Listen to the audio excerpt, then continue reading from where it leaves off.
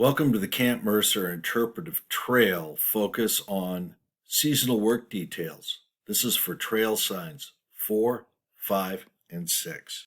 As you look at the Camp Mercer layout, you can see the ranger garage is prominently right next to the main gate. Work details would be able to get into vehicles and then would be marshaled by the Army officers as they went into the field, guided by rangers. The project supervisors in the lower left-hand corner were the CCC employees that guided much of the work details. On the right, you see both winter and fall work details that would go out within the field. They would do all different kinds of work. In the winter, they would build, as you see here, wildlife shelters, all part of the game management aspect of the CCC. They also made changes to fire protection by dismantling the old Rest Lake Fire Tower and putting up the new fire tower. They also did fire watches. Fire tower construction, including the cement work, was done in the winter. This gave the CCC men more time to do things like fight fires and plant trees in the spring, summer, and fall. You can see the cement footings for the Rest Lake Fire Tower in the right-hand portion of the slide. Camp Mercer also had sub-camps located at Springstead, Pine Lake, and Oxbow near Presque Isle, Wisconsin today.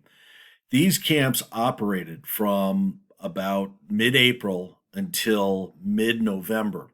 Living in tents, these men always manned fire towers, did work details in the area, and increased response time to fires and other emergencies. The Powell Marsh fire would qualify as one of the biggest emergencies ever. We will actually attach in the comment sections of this YouTube video a link to a YouTube video focusing just on the Powell Marsh fire. But fire protection of filling up the squirt cans, as you see in the lower left, and men with shovels trying to hold a fire line are all part of the legacy of hard work of the details that went into the field from Camp Mercer. In the summertime, the men worked in the field a great deal, and as you see on the left, the sunburn that these gentlemen sported shows their hours of toil. Things like gooseberry eradication. Gooseberries and currants led to white pine blisters, so these invasives were being removed by the CCC, and this was some of the tedious work they did to promote the forests. Construction of the Mercer Ranger Station really typifies some of the heavy construction work that was done by the CCC.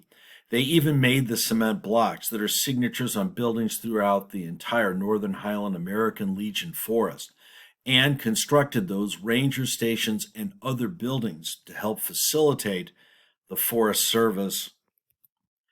Road building was key and hard work. As you look at the left with brush axes and double-bitted axes, and then later with hand tools and hand-moving boulders, this was the bulwark that the CCC did to create fire lanes and roads that would increase access to fires and also improve the ability of the CCC to do the important work in the field.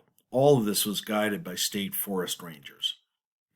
Tree planting was always important, and Franklin Delano Roosevelt often referred to the CCC as his tree army.